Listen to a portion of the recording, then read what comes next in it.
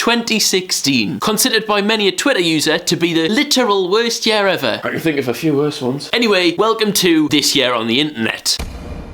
Where to start? Okay, so I've tried my very hardest to make sure that this isn't just like a glorified compilation of this week on the internet, although that seems to quite work. But I will warn you, right? I've used Google Trends' year in review to help plan this, and their reported top searches, for example, range from Brexit to the US election to the BHS sale, or from how to play Pokémon Go to how to make slime to how to accept myself for who I am. It's a bit of a roller coaster. Right, anyway, we'll just get amongst it. So this year, like every other year, started off with everyone under the age of 25 posting shite like, watch me in 2016, or 2016's gonna be my year, and then to just proceed to do exactly what they've done since like 2009. 2017, yeah?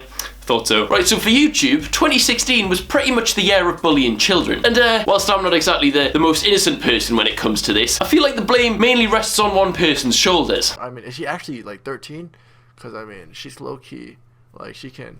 Ricegum. So this bloke started the year with less than 70k subscribers, but managed to transform his life through bullying singing children. Like, that literally just pissed me off. Like, I want to fight this guy now. So last year, as you probably know, he posted a video titled, "These kids must be stopped," which is pretty much just him sat at his computer reacting to some lip-syncing 12-year-olds. That went pretty well for him, so he posted 18 more. It all came to an end a few months ago though. He posted this: "These kids must be stopped," the finale, but then we got "These kids must be stopped," season 2. If I ever get to that point, make sure you stop us. To be fair though, right, here I am like taking the piss out of other YouTubers, when personally in January, I was uploading reaction videos to Zayn Malik's music, so I don't really think I'm in the position to comment here. Although I did start this week on the internet, so I mean, that's something. Right, February. Interesting month, this one. Damn, Daniel. Damn, Daniel. Back at it again with the white van. Hang on, that was 10 months ago. I still don't get the joke. Aye, so back in February, this bloke got famous for wearing some white shoes. He then ended up on the Ellen show. Just listen to that laughing track, man. Like, I guarantee you 90% of that audience just don't understand what was funny about this either. Like, it even got to the point where there was these white vans on eBay going for $300,000 and they weren't even his. So on the Ellen show, they gave his mate, the mastermind behind the whole thing, some shite surfboard, right? Whilst Daniel here, he got a lifetime supply of shoes. That's shite that. Although the maddest thing about it is this. I'm not in a rush to get married. No.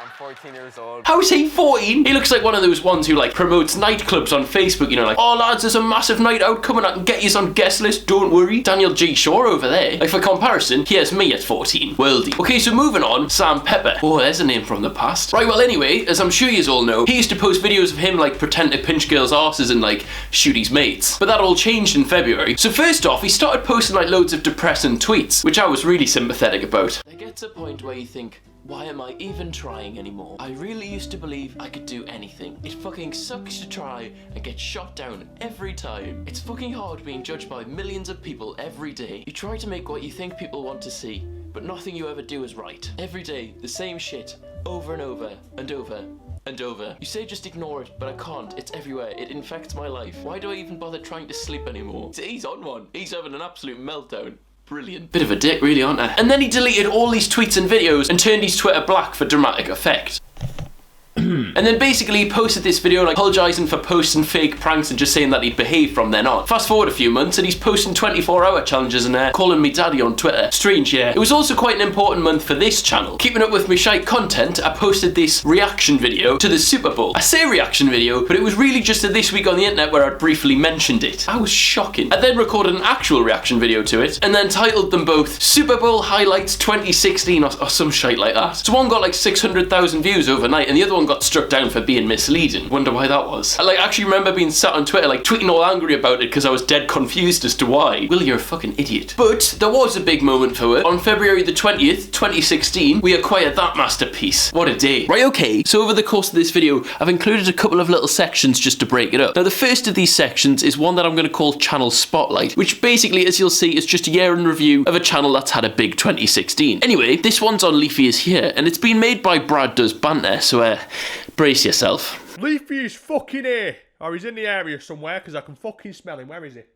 Oh, there he is. You alright, pal? It's me, Brad Does Banter. Oh, for fuck's sake, my eyes are watering. He fucking stinks. Open a window, pal. YouTube's very own Royal Mail second class parcel Will got in touch with me about making a little video on Leafy, because he's too fucking lazy to do it himself. Fucking spastic bastard. But hey, my channel's dead. Promotion's promotion. Speaking of dead channels, Calvin, otherwise known as that socially awkward prick who snaked everyone and most likely reeks a piss. Leafy started to gain popularity when his psychopathic audience went and spam the word "ish" on every fucking channel. Hey, I tell you what, that was a golden age of YouTube. Fuck me. Leafy was gaining a lot of fucking subscribers with awful stale content, and no cunt fucking said anything about it because the bastard had a massive audience. A few months down the line, an H3H3 Productions comes along. A morbidly obese fella and his wife who looks like she's constantly shitting herself, most likely out of fear of getting consumed by a Shrek looking husband, and they dropped a video on Leafy. The Leafy rant. For the first time, a big YouTuber had opposed LeafyIsHere publicly, and because no cunt on the internet can form their own opinions, a hate bandwagon was started against the smelly cunt. Leafy's next move, which would later prove fatal, was exposing Keemstar based off of fucking nothing. Some would go as far as to say that the multiple videos Leafy made on Keemstar were actually slanderous. That was then pretty much confirmed when a hard-boiled egg who at one point worked for Leafy dropped a video telling everyone what a fucking bastard he was behind the scenes. That, along with the videos that I just made on Leafy in the same time period, killed off his channel, literally. And to this day, he's still fucking dying. And although he's absolutely minted, he still looks like a disgusting fucking tramp. Okay, back to it. March. This March was the month that this bloke here, Saif Eldon Mustafa, went onto a plane with a belt full of phone cases, pretended they were a bomb, hijacked that plane, and then flew it to a different place to deliver a message to his ex-wife. Great start. And then Barry, the Scottish bloke here, got a selfie with him on his way off. Bloody hell, Barry. March was also the month that Papaw bloke went viral when there was a tweet post of him looking sad after he'd made 12 burgers for 6 grandkids and only one of them had shown up. Bastards. But it gets worse because the tweet blew up and then suddenly all of the family members, they started showing up so they could get their share of the retweets. You're better off with just the burgers, mate. March is also the month that the internet named that big fuck off new boat, Boaty McBoatface. Good job, lads. Personal highlight for me was that there was a video of the bloke that kicks about Newcastle as a beatboxing Spider-Man went viral. Local hero, but a personal low for March was this bloke, Jeff. So if you've been around for a while, you'll know who Jeff is. So he's from this video of Atlas the Robot by Boston Dynamics. So this video is basically just Atlas here showing how class he is. Like he's just walking about drunk and smashing the gym, but then Jeff comes along.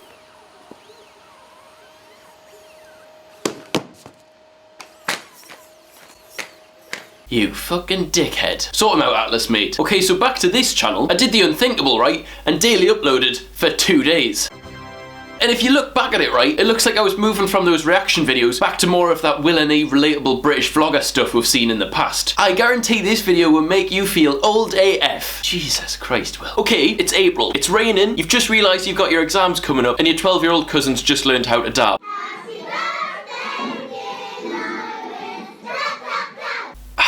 Now this whole dabbing thing didn't start this year, but it might as well have because it went absolutely massive. Like people were whacking them out all over the place, like news reporters, people's grands, relatable British vloggers, and even football players. Which I mean is fine when you're Paul Pogba. He added like 30 million to his price tag by just whacking his head into his elbow, right? But not so much when you're Jesse Lingard dabbing at the Gallagher end in a match where you eventually end up dropping points to a Paul Dummett screamer.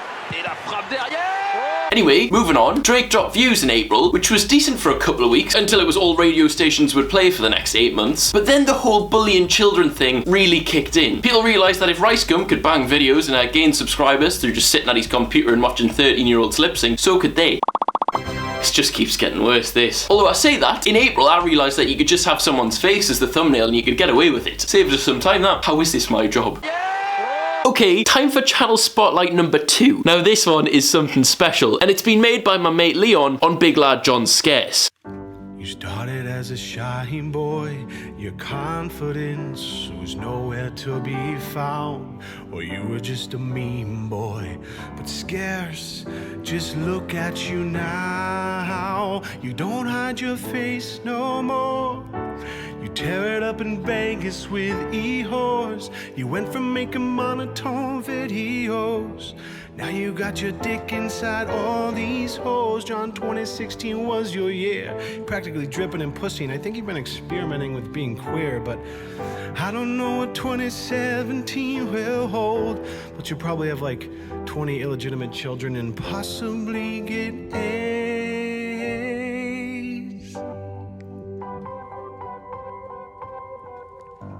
Fucking scoundrel you are. Good year, John. Real good year.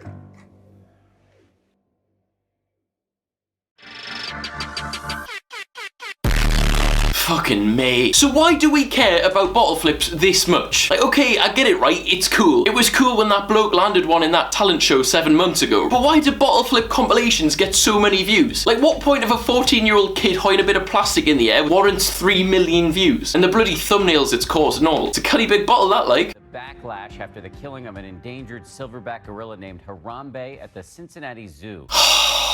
That fucking gorilla. Okay, so straight off the bat, I've got nothing against Harambe. Like, I didn't want him to be shot. Actually, to be fair, I really wish he hadn't, because the meme's more dead than he is. Like, after it happened, right, I'd go to talk about it every week and then be like, oh no, it'll have died out by now. But it never did. So if by some chance you didn't know, in me, some daft parents weren't watching that kid who managed to climb over some railings at the zoo, and then it got thrown around a bit by this gorilla called Harambe. Harambe got shot, and then the internet erupted. We got about 27 Harambe tribute songs, including Dicks Out for Harambe. Dicks out for Harambe. You know that we're missing you. And then even that really weird American bloke, Michael McFadden, who makes those before they were famous videos. He made one of those videos about him, except this time it was before they were dead. Bloody hell, Michael.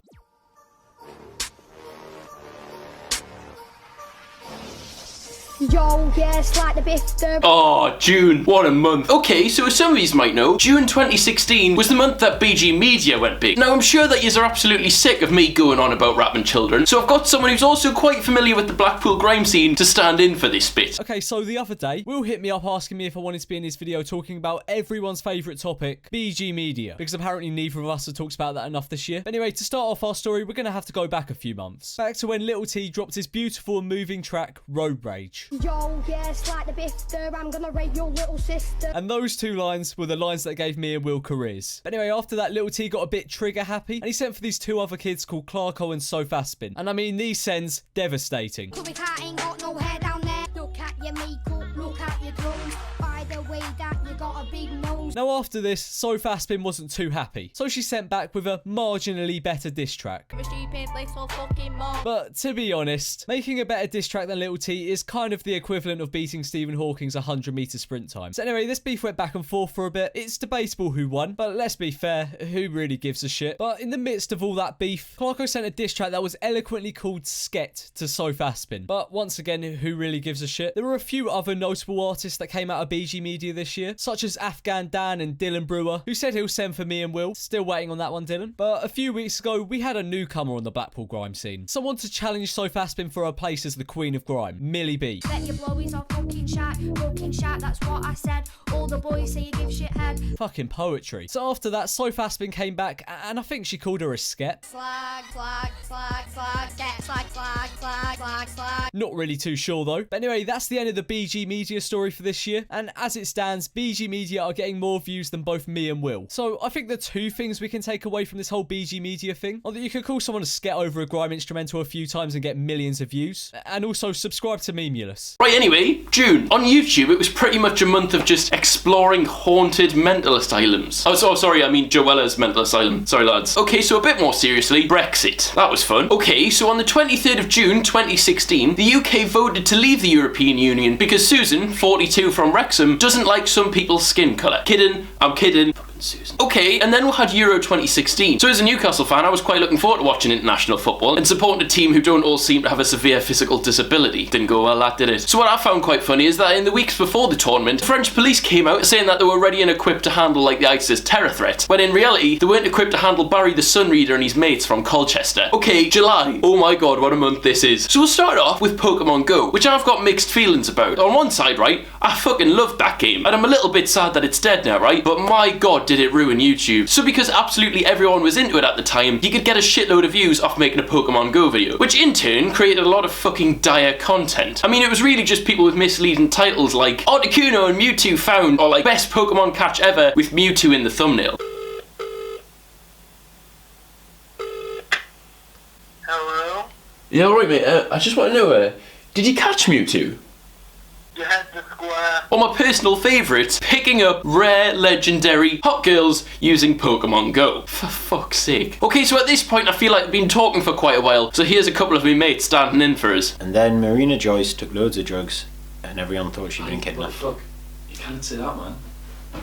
What? Never mind. And then I stumbled upon something special. Now this is kind of between July and August, so I'm just gonna kind of like put it in the middle. Callum Adams. What a man. Okay, so back in July, Callum here was getting a bit of shit on Facebook for having a head shaped a bit like a Tic Tac. So he uploaded this video letting everyone know that he was 6'5", solid as fuck, and scares cats on a daily basis. I then made a video on it, which didn't go down too well. I've been made aware of a YouTube video by this spasmoid called Will. Just him popping up every now and again with this stupid little face. You look like Gareth Bale's little brother, you idiot. Fuck's sake. But it didn't stop there, because I might have made a new video back and featured my new mate Afghan Dan in it.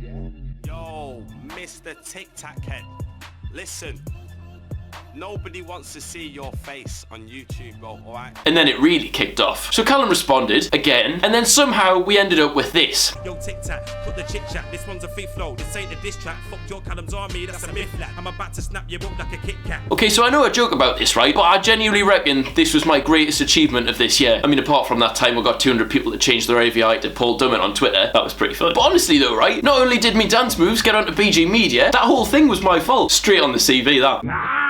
Lyric pranks. Possibly the least entertaining trend of the year. Didn't stop the views coming in though. Like Mike Fox, who started the whole bloody thing, he gained 1 million subscribers off it, even with thumbnails like this. I don't understand. Where's all the red circles? Anyway, just like the Pokémon Go videos, every YouTuber and their nan were working out lyric pranks. Like there was lyric prank on my boyfriend, on my mum, on my ex-boyfriend, on my bully, on Barack Obama. Yes sir, this is indeed Barack. Even if that's a parody, you can still shite off. Like how come they were all gone wrong as well? Like what's so hard about texting someone's song lyrics that every fully grown adult on the internet cannot manage it? And obviously they're pretty much all fake, but I do know of one real one because my mate Becky tried it on me. The next person I'm gonna prank is Will, so it should be easy to be fair. I am gonna go Shawn Mendes again because I feel like this one might actually work. And I know that we just met. Okay, so as we've covered the majority of the BG Media stories for the year, I'd like to hand yous over to big lad Stephen Tries. Thanks, Will. So welcome to the first ever Blackpool Grime Awards, aka the BIFTAs. They were going to be called the Music of Blackpool Origin Awards, but apparently Mobos already exist. Me neither. So without further ado, oh yeah, let's start the BIFTA. Now BG Media has produced a fair few diss tracks this year. In fact, we haven't seen kids have this much bad beef since the horse meat scandal. Banter. Let's get on with the first category, Best Beef of the Year, and the nominees are Little T versus Sophie Aspin, Afghan Dan versus Dill Brewer, Sophie Aspin versus Millie B. Wow, some great contenders there, but the winner is... it's Sophie Aspin versus Millie B. Hey! Unfortunately, neither of the girls can be here tonight, as I'm not allowed to invite kids to my bedroom anymore, but we will send you the prize in the post. Now our next and final award is the big one. It's Song of the Year, yes, and the winner will receive this bad boy and be named the official King of Grime. So the nominees are Afghan Dan, Tic Tac Business, Little T, hashtag Stop Bullying, Clarko, You Know It's Yadu. Wow, great tunes. Now the winner of this will have made the biggest track that Britain has seen since West Ham Stadium. Subscribe to Stephen Tries. Okay, now the winner is Little T, hashtag Stop Bullying. Outstanding work. Unfortunately, again, he can't be here tonight as his ankle tag won't allow him, but he did send us this message. Sophie, your mum's a nonce. Well, I hope you've enjoyed the first ever BIFTA Awards, and until next year, I'll see you later. Okay, we'll move on to September, and I can't lie to yous, right? It's a bit of a boring month, as you can see. It was the month, though, that we had a bit of a go at Brad Holmes, who responded on Twitter and threatened to bend me over his knee. And it was also the time I got disowned on Twitter. So someone tweeted me, at WillNE, being like, oh, I've got your dad's signed shirt, like, are you jealous? To which the bloke himself replied, not my son, and not my shirt. Oh, for fuck's sake. And it was also the month that we got those bloody NE Twitter accounts. Darcy NE, Mum NE, Dad NE, and like even Girlfriend NE, who's actually currently beefing me on Twitter for uploading for AdSense. Well, yes. And then lastly for September, there was that video of the kid making a Musical.ly with his dying granddad in the back.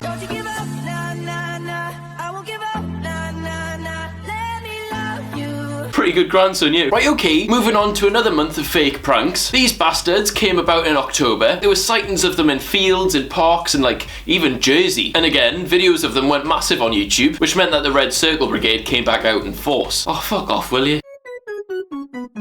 Oh, stop that, what you doing? You can't play that. So that PPAP bloke, he came about in October, and that was just a bit of fun until he started dishing out copyright claims left, right and centre. Bastard. Okay, and then we got the delight that was those 24-hour overnight challenges. The fort challenges without the forts. And again, the thumbnails to come out of that were quite interesting, because if they didn't have a little emoji clock in them, they weren't a 24-hour overnight challenge, fort challenge gone wrong. But like, joking aside, right, there are some shocking ones of these. 24-hour overnight challenge at a zoo. In brackets, attacked by a lion. You know, I've came up with a pledge that I'm going to make to myself, right? For the whole of 2016, I'm not clicking on a video with a question mark in the title. It's just not worth it. Okay, so at this point, I thought I'd been ranting too much. So my mate Chubbs volunteered to flip it back onto me. Hello, mates. My name is WillNE, and you may know me as Betty Swallocks. People come to me all the time and they say, you look like Celestia Vega. And no, not because she's got a cracking rack or an amazing ass. It's due to the fact that I look like I come from the pixel game called Minecraft. If you didn't know me from these things already, you may know my video which I made on Slender. Hello guys, it's Will here, but as always you guys... Well, that's enough. Right, okay. What colour's this clock? What, red? Colourblind. Okay, Pro Gamer J, owner of the world's finest selection of black t-shirts, he had the entirety of YouTube on strings in November. So he got 8 million views by teaching people how to be colourblind for a few minutes and putting a blue banana in the thumbnail. But because of that, everyone with YouTuber 5k subs in their Twitter bio did the same. Like, there was just different coloured fruit all over the shop. Like, the bloke genuinely got 7 million views off a red thumbnail. Like, fair one. Keem took that well. Go fuck yourself, you fucking scam. I mean, fair enough, right? His content's shite, but I bet his bank account looks alright. Then there was also that Zoe Burger lass. Now, I'm not going to go over this too much because I've already made a full video on it, right? But it's moved on a bit since then. Okay, so Celestia Vega, the girl she made the video with, has a bit of a square face. Now, as I'm sure some of you might know, I get bullied for the same thing on a daily basis. So I tweeted this out, right, in support of the Big Chin Gang, saying that there was nothing wrong with the poor lass's jaw. My friendly support on that. And then I find this in me DMs. Well then. And that happened. Thought I'd done enough, personally. We also got the whole Millie B versus Sophie Aspin thing in November, and the UK got a new £5 note. Oh, for God's sake, lads, not again. Okay, and then we'll finish off with December, which is quite a tough one because all of this stuff's kind of like happened pretty recently, so it's hard to pick out the big bits. So I'm just going to quickly summarise like pretty much all of it. Big lad MC Smalley's returned, and he's teamed up with Afghan Dan, and they're releasing a song together. I'm dreaming here. Some people from Yorkshire sent a pie into space. Fair enough. Ricegum made a video on someone his own age. The Chicken Connoisseur came and took over. They released this year's YouTube Rewind, featuring the bloke with the white shoes. Samir Nasri's girlfriend nicked his Twitter and exposed him for cheating on her. Unreal. And the Red Circle Brigade returned with a late and great push for the worst trend of the year. It's that whole red hot 1000-degree knife thing. Some bloke did one where he cut through a bottle of Coca-Cola and got 60 million views for it. So you just know what happened after that. Right, okay, I realised I've lost the footage from the outro I recorded, so here's some footage of me dog instead. So anyway, this is the end of the video. I really hope that you have enjoyed it. I just want to say a massive thank you to each and every single one of you guys for your support over the course of this year. Like without wanting to sound corny, have genuinely changed my life, so yeah, cheers for that. Anyway, also a massive thank you to everyone that helped out with this video. All of their links will be in the description. So yeah, I really hope that you lot have a great 2017, and I'll see you guys later.